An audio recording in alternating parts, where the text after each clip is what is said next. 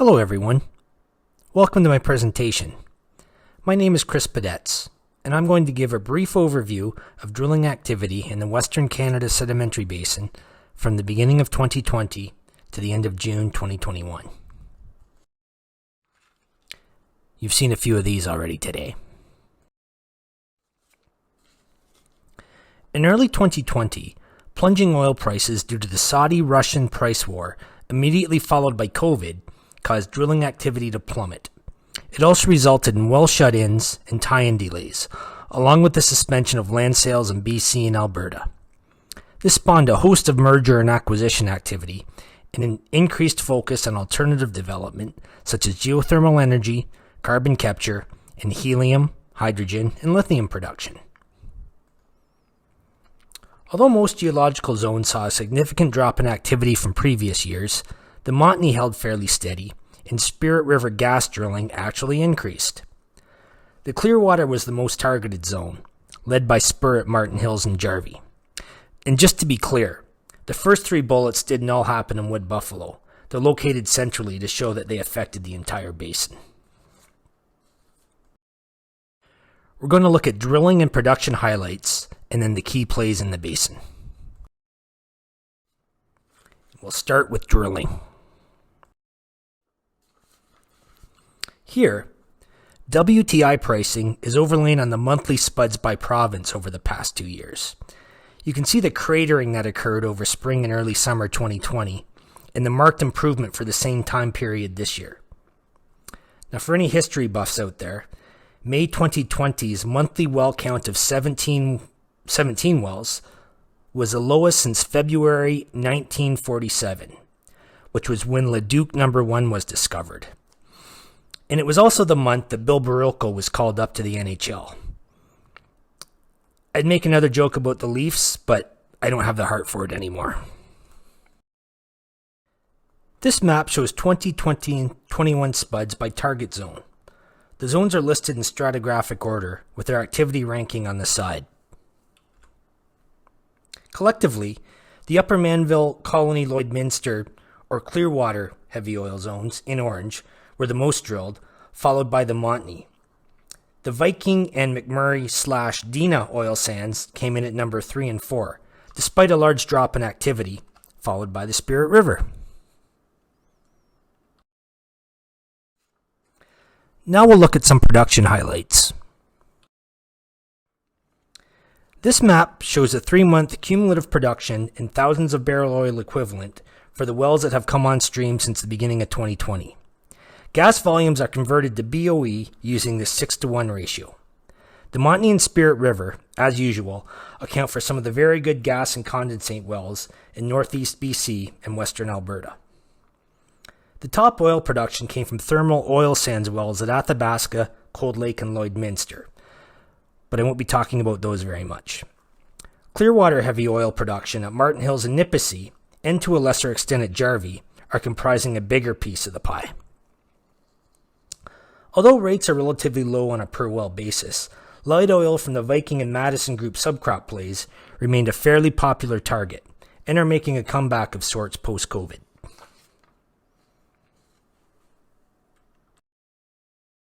In this graph, IP max is defined by CDL as the highest daily well production average over a calendar month, taken from a well's first 6 months on stream.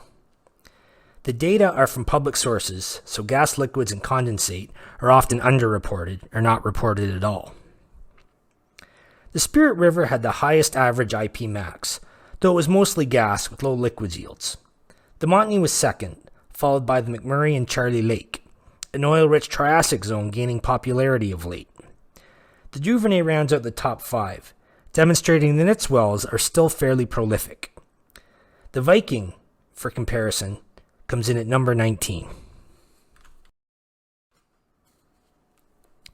This slide speaks more to the popularity of a target zone. When all IP max rates are summed for each zone, the Montney far outpaces the field. The Spirit River is a distant second, followed by the McMurray. The Colony, Lloyd, and Viking move up several positions by virtue of their high well counts, despite relatively low average rates. Now, We will look in detail at several key plays. We'll start with the Montney. Tourmaline and ARC jostled for most active Montney operator status between January 2020 and July 2021, although you could argue that their status has been inflated through acquisitions, namely Tourmaline's acquisition of Black Swan this past summer. Black Swan's wells are right here. And ARC's merger with 7Gen back in the spring, taking the prolific Kakwa area under its wing. That's just down here. Ovintiv, in the orange dots, remained a key Montney player with operations at Tower Sunrise and Elmworth Pipestone. Petronas and CNRL also maintained a heavy presence in the northern portion of the play. Just up in here.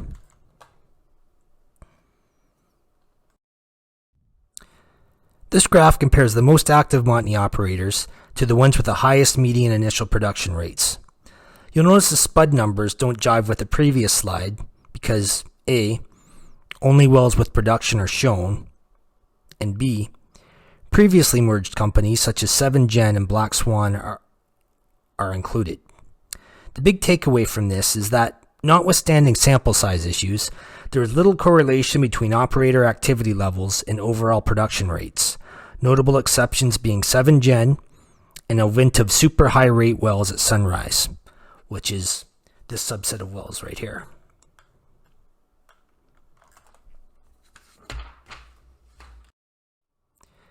CDL maps 4 zones in the Montney.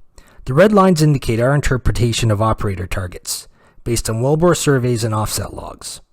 Most development is focused on the upper and upper middle zones, particularly north of the Peace River Arch, where the Chloria zone at the base of the upper middle Montney is a popular target. South of and on the Peace River Arch, there appears to be a growing interest in lower middle and lower Montney development, based on recent drilling by operators such as Ovintiv, ARC, Velvet, who's now Spartan Delta, and Advantage.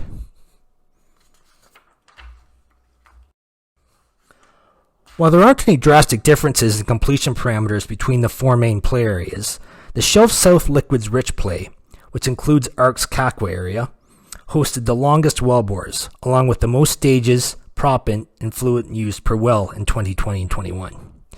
It should come as no surprise that these wells were also the most expensive, ranging from $7.3 to $10 million to drill, complete, and tie in. Isolation technologies vary amongst the plays. Ball and seat, plug and perf, and coil tubing tech is used in the distal shelf north play, north of the Peace River Arch, while coil is not used in the distal shelf south play. Back in the shelf south, a little bit of everything is used, including hybrid operations. We'll now look at Upper Mannville activity. The Spirit River play is located in the Deep Basin and produces high-rate lean gas from the Wilrich, Falher, and Notikewin formations. The Grand Rapids and Clearwater are its eastern equivalent, heavy oil prone and producing at lower rates, but from shallower, less expensive multilaterals. In 2020 and 21, the Spirit River was the only major play to surpass pre-COVID activity levels. Tourmaline, these orange triangles, maintained dominance in the play, helped by the acquisition of Modern and Jupiter. Peyto's numbers, and Peyto's in the pink circles, were up significantly as it shifted back to gas production. In the Clearwater, activity slowed compared to previous years, but it remained a popular target. Spur was a top operator, with Tamarack Valley and Headwater becoming major players after acquisitions. Exploratory wells included Baytex, with the Grand Rapids test and subsequent multilateral development at Peavine.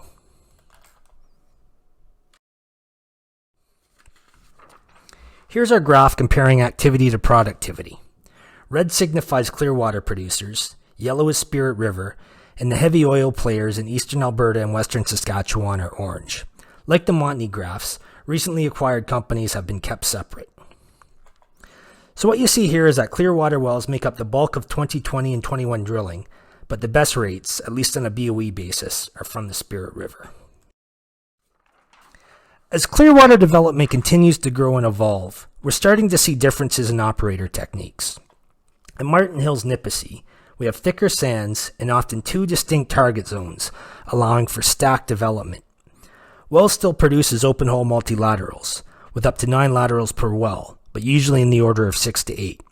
Some operators are also starting to water flood the Clearwater here. Further south along the Jarvie Trend, there is currently one main target zone. Now we've noticed some variation of multilateral alignment. For instance, at Nipissing, Spur drills its wells in a fishbone and fan arrangements, these two methods here, while at Jarvie, Crestwood takes on more of a branching approach.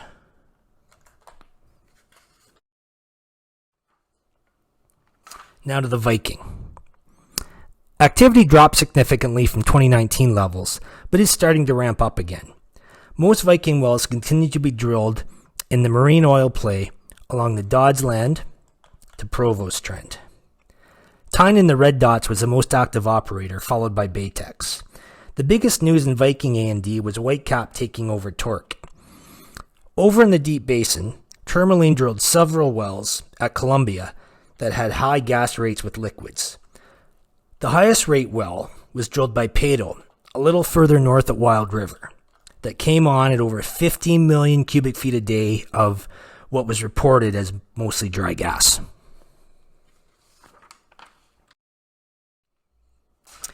This just shows the difference in initial rates between Viking oil and gas wells on a BOE basis.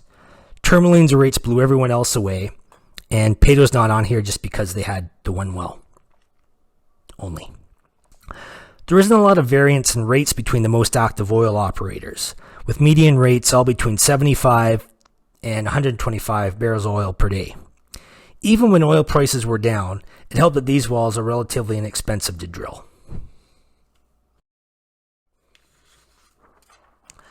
A notable advancement in recent Viking operations is Tyne drilling the longest ever lateral lengths in the Viking at Doddsland, approaching 2,600 meters. IP90s from these wells are significantly higher than from shorter wells, but we don't know the extra cost of these longer wells. Moving to the Cardium, activity was also down over the review period, but the big players all remained active. Peyto drilled the most, focusing on gas-rich plays at Wild River and Sundance, as well as a newer area for the company to the south at Chambers, where the year's highest rate Cardium wells were drilled. The oil-rich heartland at Pembina, Willesden Green, and Ferrier still hosted approximately half of all Cardium wells. I should note that the best Cardium well in the last 18 months still belongs to one of Tourmaline's structural play liquids-rich gas wells at Anderson, but Peyto's Chambers wells had the highest overall average. They're just this subset here. The best oil wells topped out at an IP max of approximately 800 barrels of oil per day, led by Orlin at Lock End and Obsidian's best Pembina wells.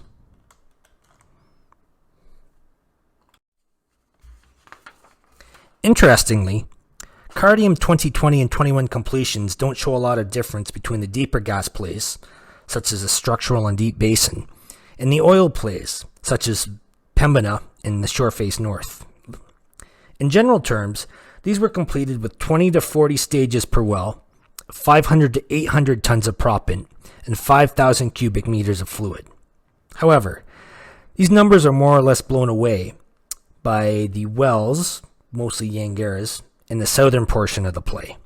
These wells have lateral lengths in excess of 3,000 meters and correspondingly higher stage counts, upwards of 160, along with much higher proppant and fluid use. In the Duvernay, isotherms, or lines of constant temperature, roughly delineate the fluid phase windows. The K-Bob play falls largely in the liquid-rich gas window, while the South Oil play, including the East Shell Basin, is largely in the oil window. Activity took a big hit in 2020. Chevron remained the most active operator with its K-Bob wells.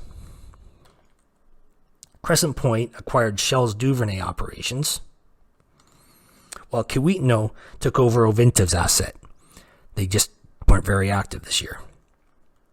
Murphy had success pushing Kaybob development eastwards, these wells here, and Hiddick continued to test the north end of the play near Sturgeon Lake. Vesta and Artis retained their hold on the Joffrey and Twining plays in the East Shale Basin, whilst exploratory type drilling in the West Shale Basin was relatively light, with Baytex, Crescent Point, Paramount, and Tyne drilling a handful of wells in total. This is a chart of average Duvernay IP max rate, broken out by operator, and in some cases by area, in 2020 and 21. There are several operators that haven't brought their wells on production yet. In the East Shale Basin, Artis and Vesta are pretty comparable with their oil production. Baytex is the only West Shale Basin operator outside of Kaybob that's brought a well on stream lately, with 2 high-rate oil wells at Hoadley.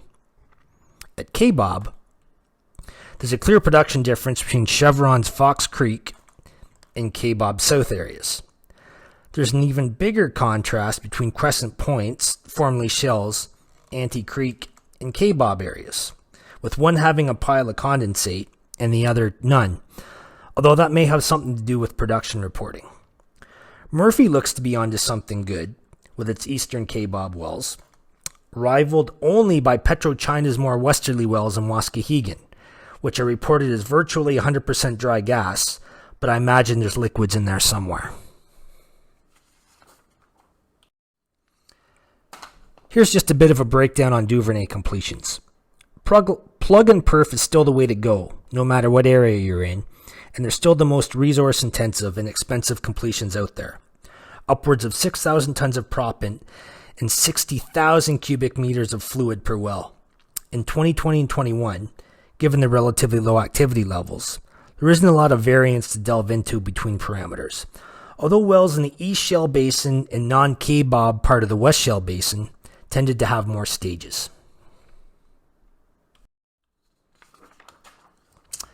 Now moving on into southeast Saskatchewan and the southwest corner of Manitoba. The various zones of the Madison Group still comprise a significant proportion of Canadian oil and gas targets. Although activity was down by almost half in 2020 compared to the year before, it's been picking up for most of this year. Whitecap's been the most active operator since the beginning of 2020, thanks in large part to its acquisition of Torque and High Rock Resources. Both of these companies had considerable development footprints here.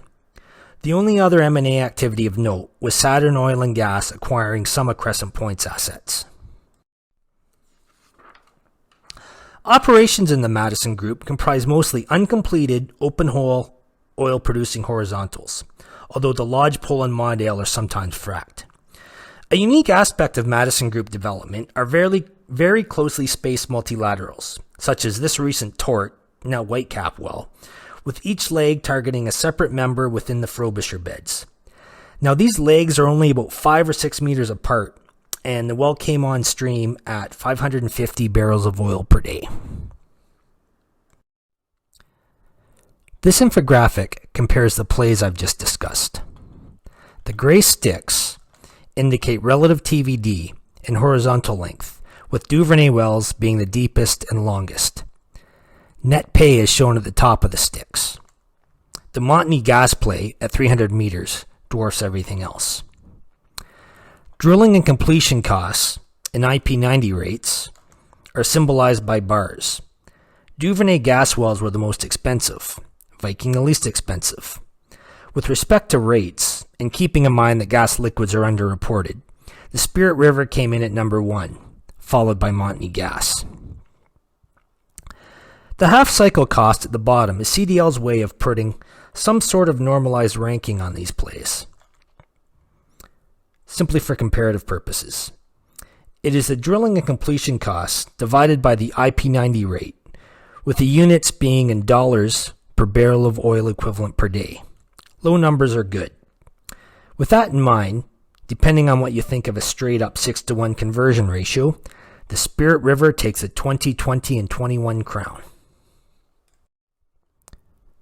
Outside of the big zones, There are many less heralded formations that hosted high-rate wells in 2020 and 21 and remain the primary targets for several operators. This includes the Charlie Lake at Valhalla, where Whitecap and Atagata, now Tamarack Valley, have achieved initial rates in excess of 1,000 barrels of oil per day. Other overachievers include the Doigan Halfway, near the Peace River Arch, the Banff at various locations in southern Alberta, and the Wabamun along the south flank of the PRA. And although they don't account for more than a handful of wells in total, zones such as the Chinook and Rock Creek have also yielded some interesting results. Outside of oil and gas, there's been a lot more interest in low-carbon energy throughout the basin since the beginning of 2020. Helium development continued in southwest Saskatchewan, with renewed interest in Alberta, particularly Princess, where Imperial Helium is drilling new wells on the historic Steveville structure. Geothermal development is taking place in southeast Saskatchewan and south-central Alberta, and a well was spudded in far northeast BC in July by Clark Lake Geothermal. Newer carbon capture and storage programs include the Quest project in central Alberta and Enhance Energy's EOR work at Clive. A hydrogen production pilot continues to operate near Kindersley. There's likely a lot more similar projects to come in the near future. And with that, I'd like to thank you all for your time and attention, and also give a big thank you to the team at Canadian Discovery, particularly the graphics team, and thanks to Jeff for putting together all the completions and production data, and a special thanks to Meredy Faulkner for putting together the maps and also providing the basis for this presentation. Please, while there's still time, drop by our virtual booth to pick up your copy of our mini digest poster featuring Western Canadian plays. This presentation will be available to download on our website as well. We have a much more in-depth version of this presentation that we'd be happy to do for your company. Just contact our sales staff. Some contact info coming up here. And that wraps everything up. Thanks again.